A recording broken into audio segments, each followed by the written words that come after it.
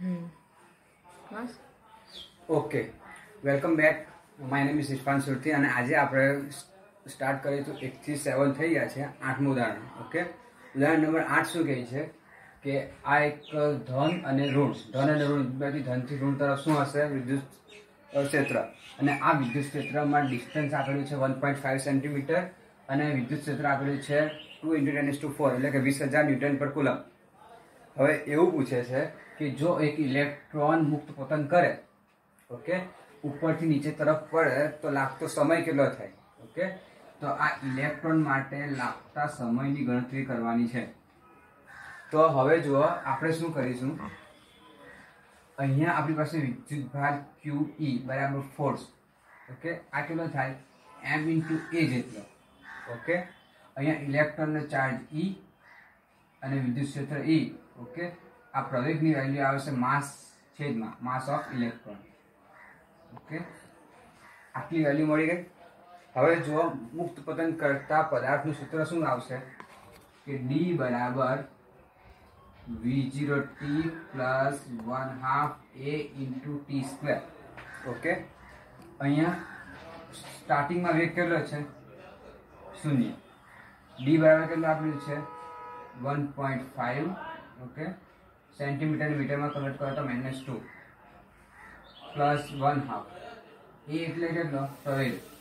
ઇલેક્ટ્રોનનો પ્રવેગ આવશે E × E છેદમાં માસ ઓફ ઇલેક્ટ્રોન અને TE નો વર્ગ. E એટલે શું? ઇલેક્ટ્રોનનો સમય. તો TE નો વર્ગ બરાબર શું લખાય? 2 આની કિંમત આપણે D મૂકું તો 2D me upon E × E. Okay, તો T બરાબર શું આવશે? √2.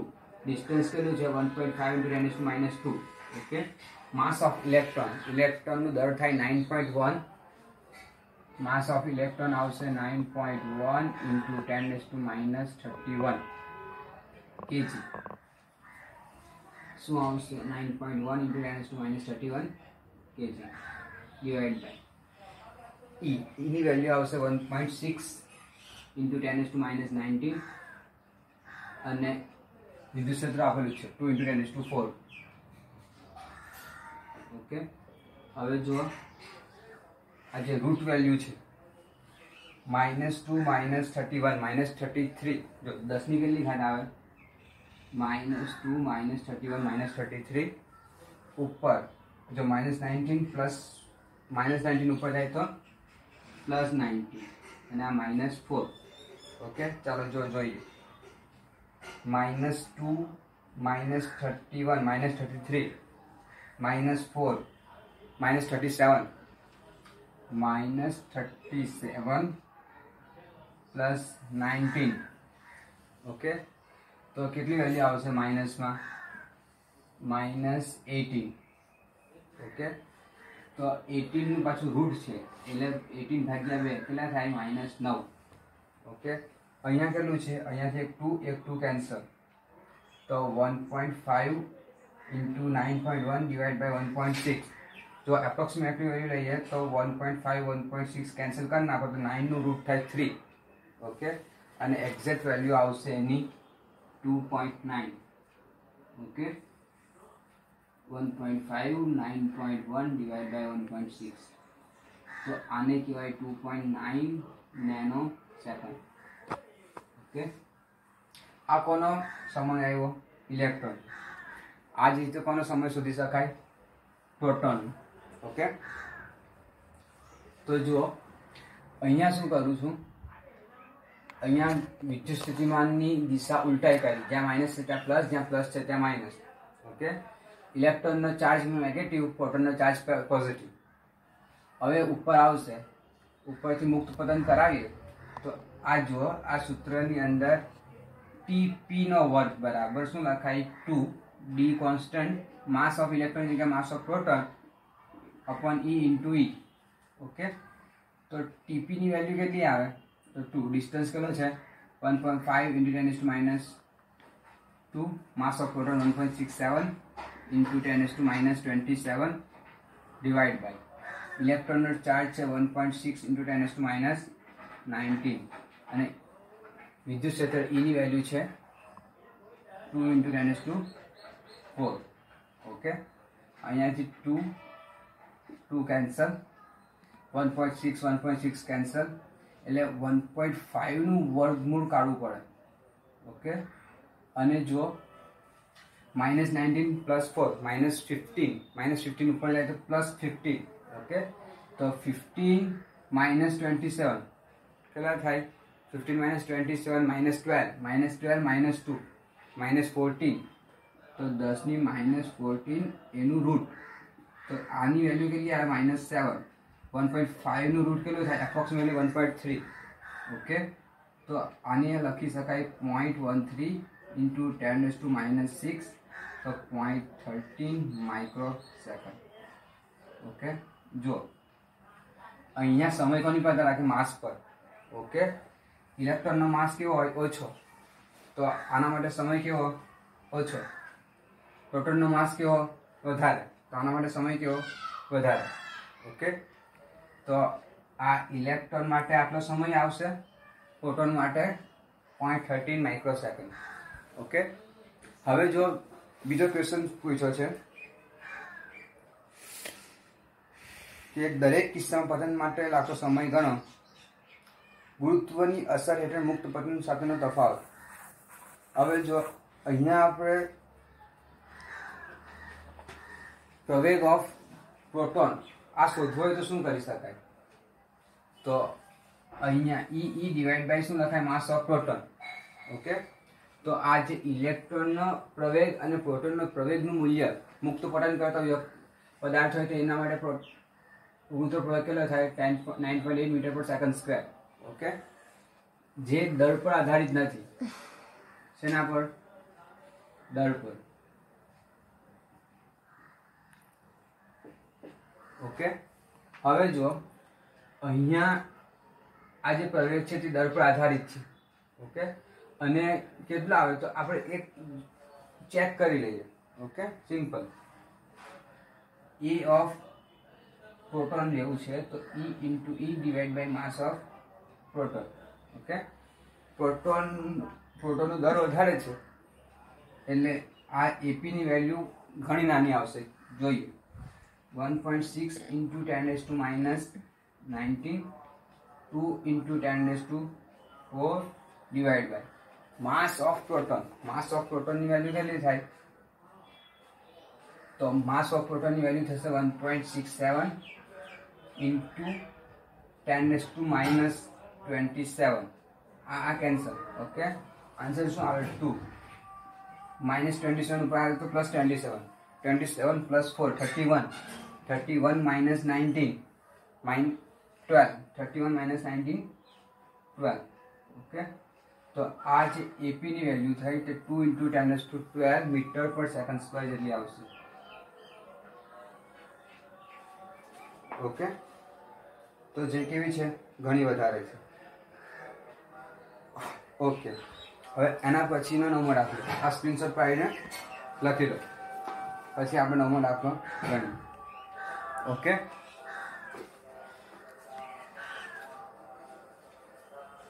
ચાલો.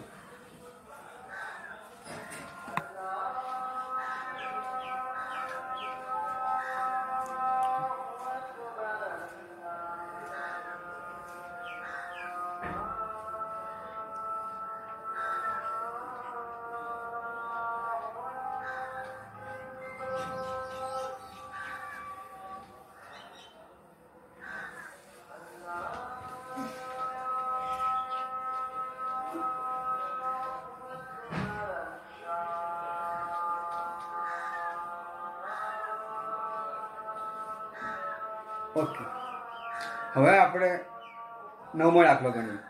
ઓકે, જો નવમો દાખલામાં 10⁻⁸ કુલમ ના વિજાતીય વિદ્યુતભાર આપેલા છે, બિંદુથી વિદ્યુતભાર, અને એમની વચ્ચેનું અંતર આપેલું છે 0.1.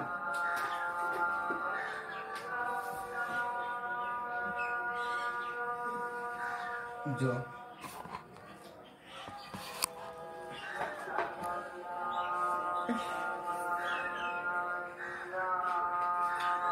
10⁻⁸ અહીંયા નામ આપી દો 1 અને 2. -10 ની -8.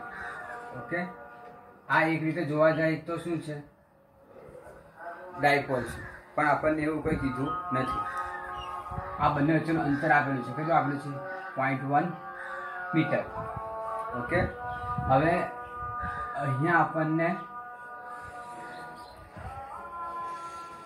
3 બિંદુ આપેલા છે. આપણે 1 by 1 સ્ટાર્ટ કરીએ. પહેલું શું કહે છે કે 9th દાખલાની અંદર એક્ઝામ્પલમાં આ બિંદુ એ નામ આપ્યું, તો એ પર લાગતું વિદ્યુત ક્ષેત્ર કેટલું થાય? તો જુઓ, આ જે -8 છે, ઓકે, આ એક પોઝિટિવ વીજભાર છે અને આ અહીંયા આપણે ધન વીજભાર ધારી લો તો કઈ તરફ બળ લાગે? વિદ્યુત ક્ષેત્રની દિશા હશે ધન ધન અપાકર્ષણ. ઓકે, આ ઋણ છે અને આ ધન છે, તો શું થશે? આકર્ષણ.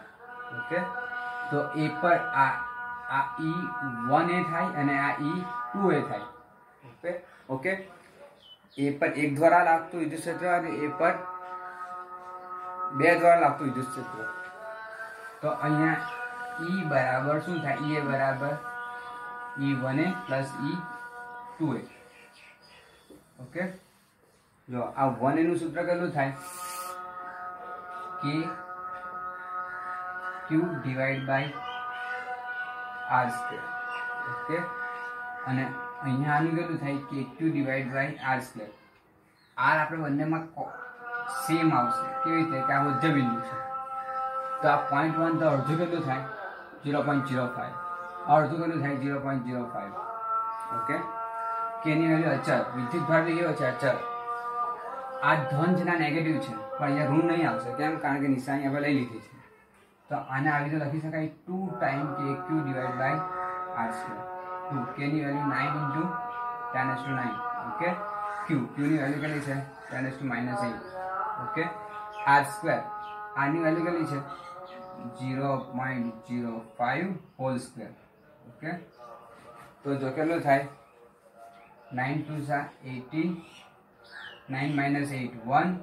ઓકે, ઉપરના -2 એનો સ્ક્વેર -4, -4 ઉપર જાય તો +4 ડિવાઈડ બાય 5 નો સ્ક્વેર 25.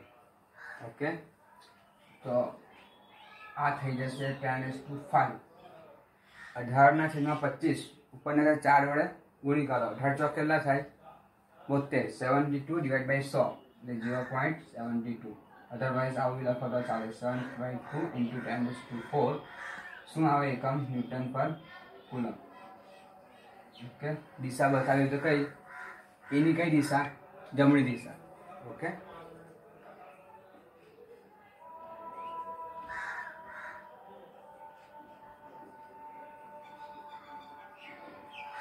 ઓકે, હવે જો આપણે શું કરીએ, આ બિંદુનું નામ આપી દઈએ B. ઓકે, અને આ જે અંતર છે, આ અંતર આપેલું છે 0.05. ઓકે, તો B પર લાગતું વિદ્યુત ક્ષેત્ર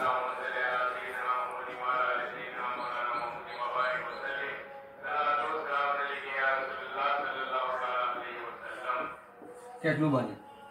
તો જો અંતર ઓછું, આ 1 કરતા અંતર કેવું છે?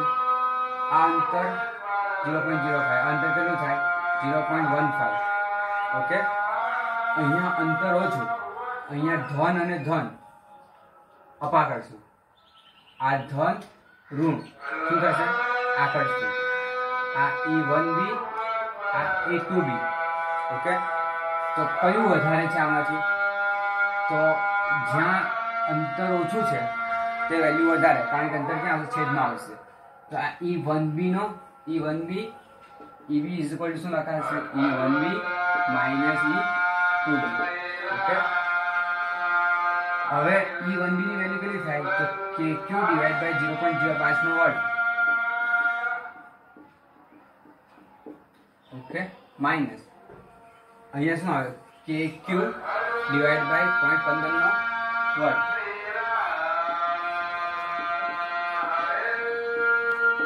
હવે જો k અને q તો કોમન છે, અચળ છે, એટલે જે આ જે q ની વેલ્યુ છે એટલે 10⁻8.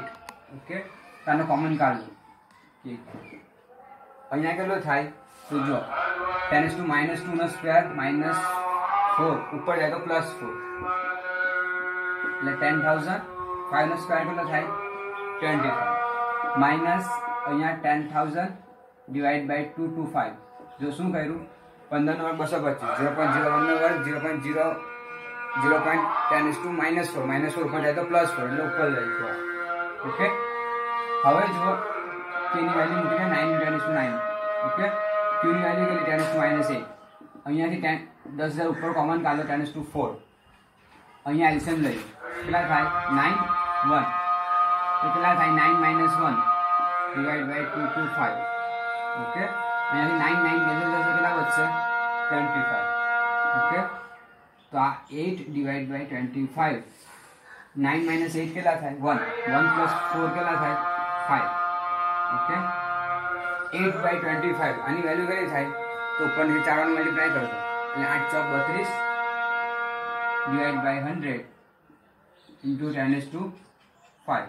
ઓકે, અહીંયાથી એક 0 જાય, અહીંયા 4 થઈ જાય, બરાબર. આ 3.2 into 10⁴ ન્યૂટન પર EB. ઓકે, જો કઈ દિશા આવે દિશા લેવી હોય તો કઈ વેલ્યુ વધારે છે 1b વધારે છે. ઓકે, તો b ની ડાબી બાજુ.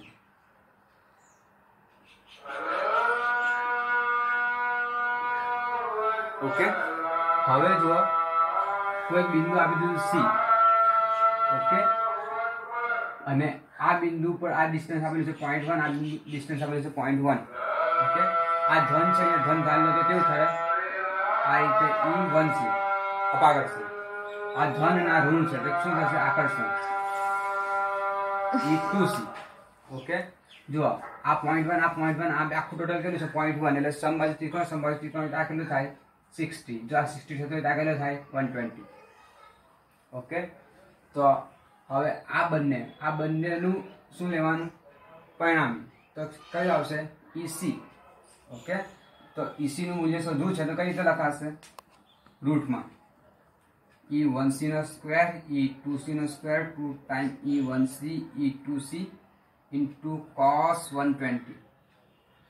ઓકે, હવે જો આ 1c અને E2c અંતર સરખું છે, વિદ્યુતભાર બી સરખો છે. ઓકે, તો kq/r², kq/r² પડે તો અહીંયા આ E1c અને E2c ની વેલ્યુ કેટલી આવશે kq/r² અને આની વેલ્યુ કેટલી તો kq એટલે 10⁻8. ઓકે, આની વેલ્યુ 0.1 નો વર્ગ એટલે 0.01. ઓકે, એટલે 10⁻2. તો અહીંયા આની જગ્યા પર લખી દો E લખી દો તો EC =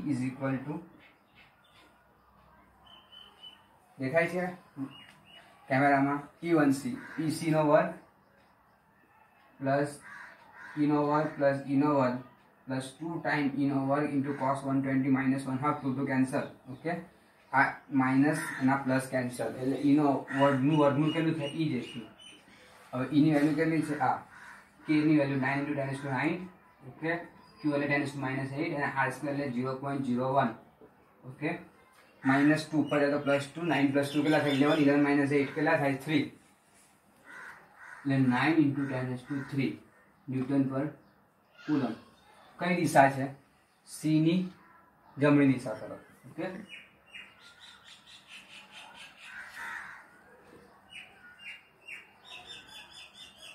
તો અહીંયા આપણો 9મા નંબરનો દાખલો એના 3 કેસ 1 બાય 1 આપણે જોયા. જો એ પર જો અહીંયા વિદ્યુતભાર સમાન હોતે તો એ પર તમે સમજી શકો કેટલો આવે સમાન હોતે એટલે વિરુદ્ધ દિશામાં આવતે અને એની વેલ્યુ સરખી એટલે 0 આવતે. જો આ ધન અપાકર્ષણ આ ધન અપાકર્ષણ તો એક વિરુદ્ધ દિશામાં આવતે અને બંનેની વેલ્યુ કેટલી સરખી છે. તો અહીંયા જે રીતે આપણે પ્લસ કરી છે કે આપણે નેગેટિવ આવતો માઇનસ આવતો છે. માઇનસ આવે તો તમને ખબર છે સમાન છે નેગેટિવ શૂન્ય સદિશ. ઓકે, પણ અહીંયા એવું નથી. શું છે ડાયપોલ છે ઓકે, પછી આ એક અક્ષ પર લીધું છે ને આ ક્યાં લીધું છે, આ એક વિષુવ અક્ષ પર લીધું છે, બરાબર. તો હવે આ બી અને સી આ ત્રણ બિંદુ પર આપણે વિદ્યુત ક્ષેત્ર જોયું. ઓકે, હવે આના પછીનો દાખલો છે. એ દાખલામાં આપણે કોઈ ડાયપોલની અક્ષ પર અને ડાયપોલની વિષુવ અક્ષ પર રહેલા બિંદુ પર વિદ્યુત ક્ષેત્ર ડાયરેક્ટ સૂત્રથી શોધીશું. ઓકે, તો એ આપણે જોઈએ. ફટાફટ લખી કાઢો, પછી આપણે આગળ કરીશું.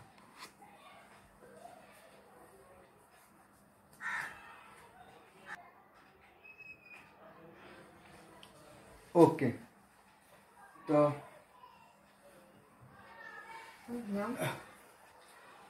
આ સ્ક્રીનશોટ પાડીને ટપકાવી લો. એના પછી આપણે એના પછીનો સમ કરીશું.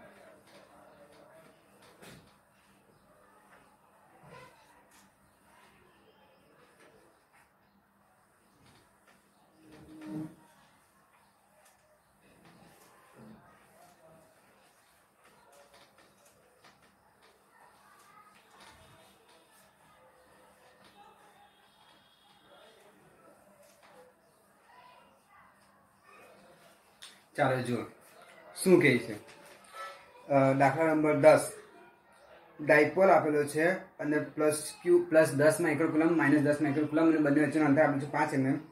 તો 15 સેન્ટીમીટર દૂર ધન વિદ્યુતભાર બાજુ. ચાલો જો 10 કન્ડિશન 1 -10 માઇક્રોકુલમ +10 માઇક્રોકુલમ. આ A, આ 1, આ 2. ઓકે, શું કહે છે કે કેન્દ્રથી 15 સેન્ટીમીટર દૂર P બિંદુએ, આ કેન્દ્ર, ઓકે, ઓ નામ હતું, P બિંદુએ કેટલું ડિસ્ટન્સ આપેલું છે 15 સેન્ટીમીટર.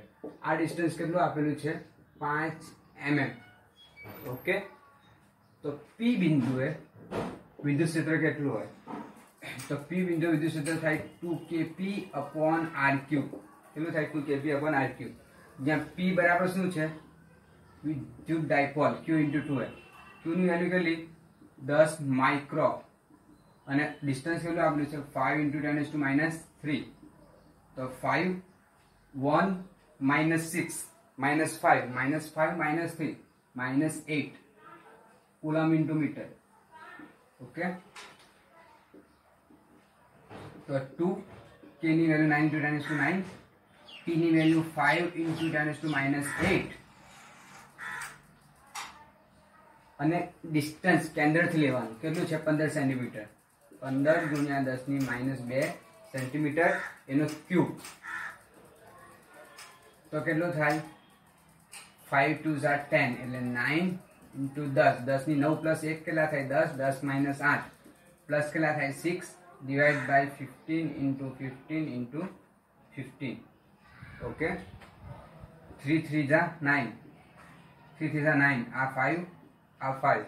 ઓકે, કેટલા થાય 25 × 15, 10 ની કેટલી ઘાત 10 - 8, 2 2 + 6 8.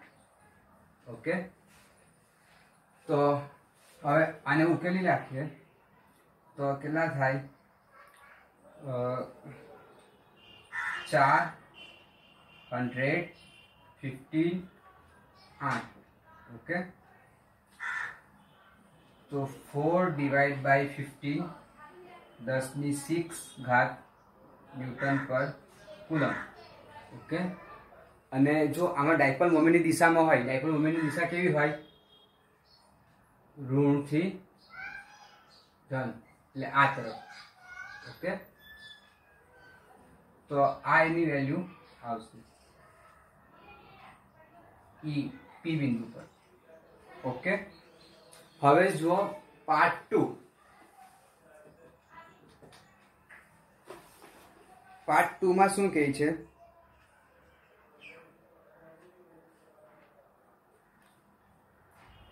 જો આકૃતિમાં દર્શાવ્યા મુજબ વિષુવ અક્ષ પર 15 સેન્ટીમીટર લંબ અંતરે આ એનું કેન્દ્ર છે, આ કેન્દ્રથી લંબ અંતર આપેલું છે 15 સેન્ટીમીટર. ઓકે, તો આ અંતરે આ બિંદુ Q પર વિદ્યુત ક્ષેત્ર કેટલું થાય? તો EQ ની વેલ્યુ કેટલી થાય? તો અહીંયા ધ્યાન આપજો, EQ બરાબર વિષુવ અક્ષ માટેનું સૂત્ર છે KP/R ક્યુબ. K ની વેલ્યુ 9 × 10⁹. P ની વેલ્યુ કેટલી છે? 5 × 10⁻⁸. ઓકે, R ની વેલ્યુ કેટલી છે? Same 15 centimetre. 15 × 10⁻² મીટર આનો ઘનતો ક્યુબ. ઓકે, તો 9 × 5. ઓકે, 9 માંથી 8 જાય તો 1 ડિવાઈડ બાય 15 × 15 × 15 10⁻6. -6 પર જાય તો પ્લસ 6 ને 1 7. ઓકે, આ કેટલા? 9 ને કેન્સલ કરો તો કેટલા આવે? 5 5. ઓકે, અહીંયાથી એક 5 ને કેન્સલ કરો તો કેટલા થયા? 3. એટલે 1 ના છેદમાં કેટલા થયા? 75. ઓકે, તો આ EQ ન્યૂટન પર કુલમ. ઓકે, 1/75 10⁷ ન્યૂટન પર કુલમ. આ શું મળ્યો? એક આન્સર મળી ગયો. ઓકે, અને આની દિશા કઈ થાય? તો જો ધન ઋણ આ રીતે, ધન ધન આ રીતે, એટલે આ દિશામાં વિદ્યુત ક્ષેત્ર આવશે. ઓકે, તો કઈ દિશા? Q થી ડાબી બાજુ તરફ. ઓકે, તો અહીંયા આપણો 10મો દાખલો પૂરો. આના પછી 11મો. ઓકે, તો આ દાખલો લખાઈ જાય એટલે આપણે 11મો દાખલો સ્ટાર્ટ કરીશું. દેખાય છે? હા, દેખાય છે. ઓકે, તો સ્ક્રીનશોટ પાડી લો અને આના પછીનો દાખલો આપણે સ્ટાર્ટ કરીએ. ઓકે,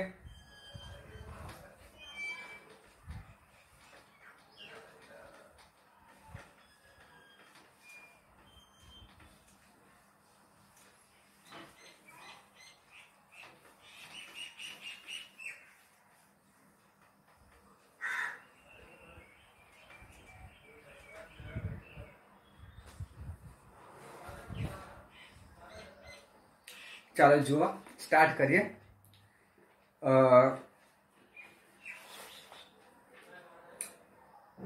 ઘનમાંથી ફ્લક્સની ગણતરી કરવાની છે. ચાલો જુઓ.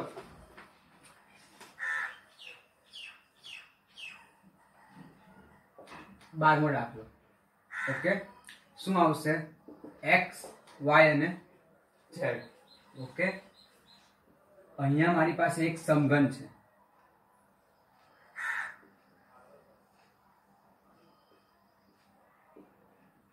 ઓકે, આ સમઘન માટે આ ડિસ્ટન્સ A આપેલું છે અને આ ડિસ્ટન્સ આપેલું છે A. ઓકે, એટલે આ ટોટલ ડિસ્ટન્સ કેટલું થઈ જાય? 2a. આ EX દિશામાં ખાલી વધે છે. કેટલું છે? α(x⁻²². Okay, α(x⁻²². EY ને EZ ની વેલ્યુ 0 છે. EY = EZ = 0 અને આલ્ફા એક કોન્સ્ટન્ટ છે, એની વેલ્યુ આપેલું છે 800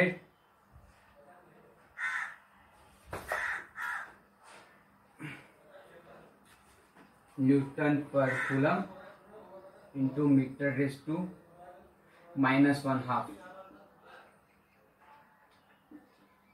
ઓકે,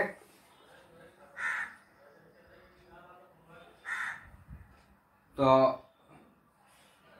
આમાંથી ફ્લક્સની ગણતરી કરવાની છે. હવે અહીંયા જો મને આટલું કહો કે તમને ખબર હશે કે જે ક્ષેત્રફળ સદિશ છે તે આ બાજુ છે. આ બાજુ માટે ક્ષેત્રફળ સદિશ કઈ દિશા હોય? બહાર તરફ. આ બાજુ માટે ક્ષેત્રફળ સદિશ કઈ તરફ હોય? બહાર તરફ. ઓકે, પછી અહીંયા આ આગળની બાજુ ક્ષેત્રફળ સદિશ કઈ તરફ? ઉપર તરફ. પાછળની બાજુ માટે અંદર તરફ. અહીંયા ઉપર તરફ ને અહીંયા નીચે તરફ. ઓકે, હવે આપણને શું કીધું છે કે EX, Y ને Z ઘટક તો 0 છે. EX જોવાના છે. ઓકે, તો જો અહીંયા માટે લઈએ. ઓકે, આ નામ લીધો 1. તો આના માટે નામ આપીએ. ઓકે, તો આ શું થઈ ગયું? ક્ષેત્રફળ સદિશ. અને આ તરફ શું થઈ ગયું? ex. તો ખૂણો કેટલો છે? 90. તો થીટા ની વેલ્યુ 90. ઓકે, તો cos 90 ફ્લક્સ બરાબર શું લખાય? E dA cos theta. Okay, તો cos theta ની વેલ્યુ, if cos 90 ની વેલ્યુ કેટલી થાય? 0. ઓકે, એટલે આના માટે થીટા ની વેલ્યુ કેટલી થશે? 0. સેમ આના માટે થીટા ની વેલ્યુ 0. જો અહીંયા શું આવશે? આ રીતે છે, આ ex છે. ઓકે, એટલે અહીંયા બી 0, અહીંયા બી 90, અહીંયા 90. ઓકે, પછી જો અહીંયા બાર તરફ આ અને આ, તો આ એક એમ છે ને એક એમ છે, તો કેટલો છે ખૂણો? 90. ઓકે, આ બાર તરફ અને આ. ઓકે, તો આ ખૂણો કેટલો થાય? 90. સેમ ટુ સેમ પાછળ બી કેવું થાય? 90. તો આના માટે 0. એટલે સમઘન છે, સમઘનની કેટલી બાજુ આવે? 6. 6 માંથી 4 માટે કેટલું? 0. ખાલી આ જે x અક્ષ ને લંબ જે બાજુઓ છે ત્યાં આપણને ફ્લક્સ મળશે. ઓકે, તો flux phi is equal to phi. કઈ સાઈડ છે? આ લેફ્ટ સાઈડ છે અને આ કઈ સાઈડ છે? રાઈટ સાઈડ છે. ઓકે, હવે જો આ ex તો આ રીતે x વધે, x જેમ જેમ અહીંયા વધે છે તેમ તેમ આ e ની વેલ્યુ બી વધે છે. કેમ? આના પરથી ખબર પડે. ઓકે, તો અહીંયા આ ex ને આ શું છે? dA છે, ક્ષેત્રફળ સદિશ. ઓકે, તો અહીંયા શું લખાય? આ e dA cos 0 integration. Okay, અહીંયા કેટલું થાય? સોરી, અહીંયા એંગલ થશે 180, તો cos ની વેલ્યુ કેટલી આવશે? 180. ઓકે, અહીંયા કેટલું આવે? જુઓ, આ બાજુ એટલે આ શું થઈ ગયું? dA. અને આ શું થઈ ગયું? e. તો e અને dA વચ્ચેનો થીટા એંગલ કેટલો? 0. તો e dA cos 0. cos 0 ની વેલ્યુ 1. જો આ e તો કોન્સ્ટન્ટ છે, કાઢી. ઓકે,